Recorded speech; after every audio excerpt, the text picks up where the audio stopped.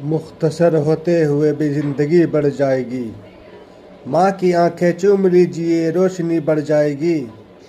اسلام کی آمد سے پہلے عورتوں کی کوئی عزت و تکریم نہ تھی، چاہے وہ بیٹی ہو یا بیوی ہو یا ماں ہو۔ ذمہ داریوں کا بوجھ تو ان پر تھا، لیکن سماجی مذہبی حقوق میسر نہ تھے۔ سب سے بڑی برائی یہ تھی کہ اسے حق ملکیت حاصل نہ تھا۔ وہ اپنے والدین یا خامند کا وارث نہیں بن سکتی تھی۔ لیکن جب اسلام آیا تو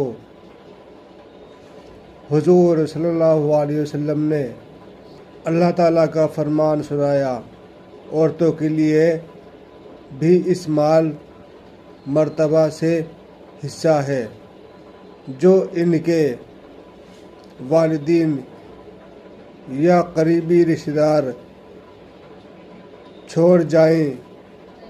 اسلام سے پہلے عورتوں کی زندگی بڑی خستہ حال ہوا کرتی تھی، خاص کر عرب کے معاشرہ میں اسے منحوس سمجھا جاتا تھا۔ بچی کی پیدائش ایک ہنگامہ محشر بیان کرتی تھی، اور جس کے بچی پیدا ہو جاتی وہ اس سے جان چھڑانے کے لیے ہر طریقہ آزماتا،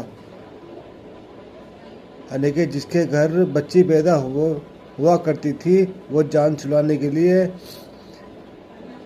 ہر اس طرح کو بے پرواہ کا پتھر کا کلیجہ بھی شق ہو جائے گڑھا کھود کر زندہ دفن کر دیتے تھے، اور اس ظالمانہ حرکت پر کوئی بھی باز برس نہ کرتا۔ آقا کریم صلی اللہ علیہ وسلم نے اس ظلم و ستم کا خاتمہ فرمایا اور بچی کی پیدائش کو ایک نعمت بنا دیا۔ ان کی تربیت، شادی بیاہ کو والدین کے لیے نیکی قرار ارشاد